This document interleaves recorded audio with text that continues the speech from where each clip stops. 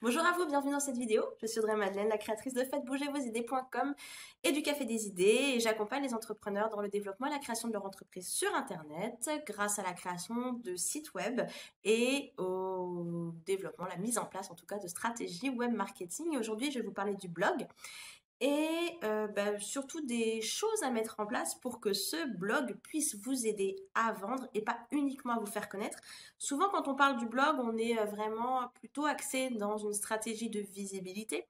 On voit vraiment le blog comme un outil qui va nous aider à être davantage connu, à être davantage trouvé. Mais le blog peut aussi faire partie intégrante de votre stratégie de vente si vous mettez en place les quelques éléments dont je vais vous parler dans la vidéo.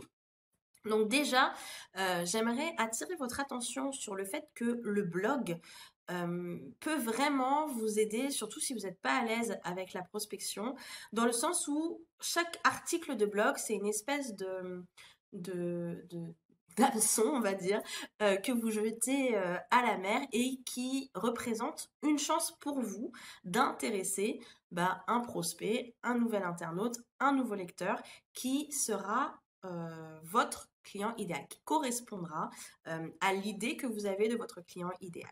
Donc ça, c'est vraiment tout l'intérêt du blog. C'est comme ça qu'il faut le voir.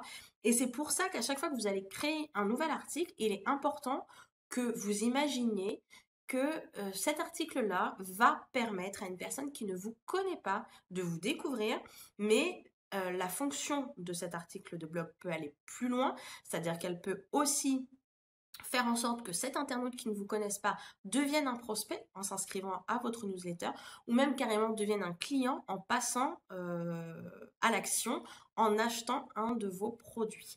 Donc ça, c'est important à chaque fois que vous allez créer votre article de blog de voir quel va être l'objectif que vous mettez derrière cet article de blog. Est-ce que c'est de développer votre base de prospects? Est-ce que ça va être vendre?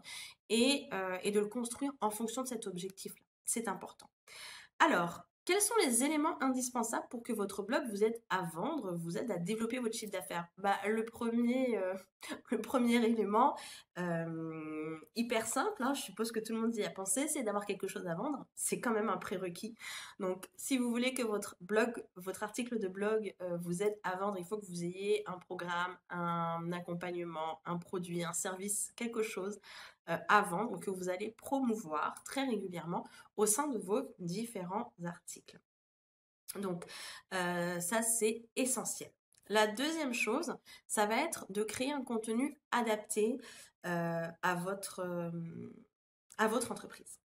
Qu'est-ce que c'est un contenu adapté à votre entreprise? C'est un contenu qui fonctionne pour votre entreprise, qui fonctionne pour vous. Un contenu que vous aimez créer, mais aussi un contenu qui va plaire spécifiquement à votre cible et surtout un contenu qui marche. C'est-à-dire que si vous voyez qu'on vous dit que mettre des podcasts par exemple ou un fichier audio au sein de votre blog fonctionne et que vous voyez que pour vous particulièrement, ça ne fonctionne pas du tout, arrêtez de vous prendre la tête avec le podcast et mettez-le de côté. Si vous voyez qu'on vous a dit que les articles de fond qui font plus de 1000 mots sont les articles qui fonctionnent le mieux et que vous voyez que de votre côté, ce sont plutôt les articles courts qui sont davantage lus et partagés, misez tout sur les articles courts.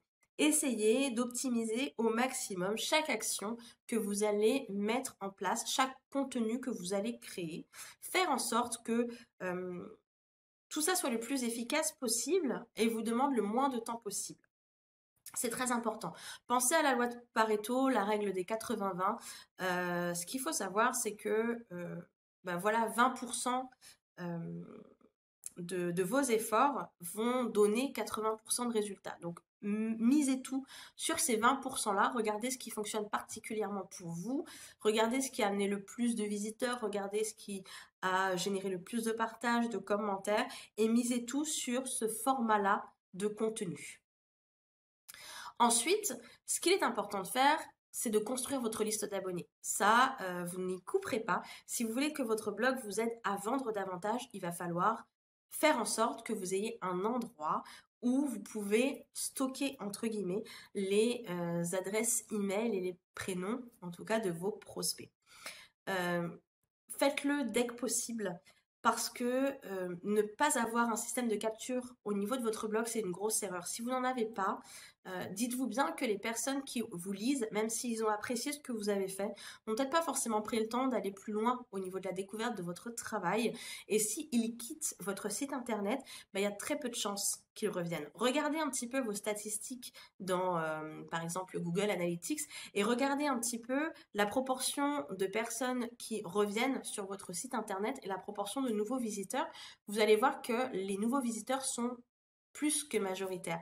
Donc ça veut dire que dès que vous en avez l'occasion, il faut absolument récupérer l'adresse email de ces personnes-là pour pouvoir les contacter par la suite, pour pouvoir continuer à parler avec eux de votre travail, pour pouvoir leur indiquer que vous avez créé un nouveau contenu, pour pouvoir leur indiquer que vous avez une nouvelle offre à leur proposer. Si un abonné trouve votre contenu utile, il va rester abonné, il va lire ce que vous faites et peut-être qu'il va finir par vouloir aller plus loin et travailler avec vous. Si le contenu ne l'intéresse pas, il va tout simplement se désinscrire et il n'y a pas de souci. Mais en tout cas, tentez votre chance au maximum. Mettez dès que possible un formulaire d'inscription dans votre blog, sur votre site internet pour pouvoir développer votre liste d'abonnés.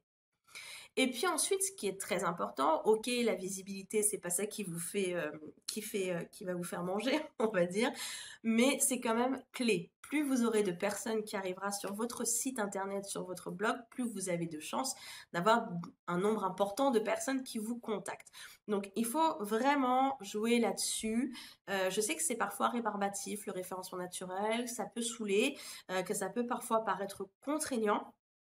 Vraiment, je vous invite quand même à vous pencher là-dessus sérieusement, à le faire pour tous les articles et tous les contenus que vous allez créer.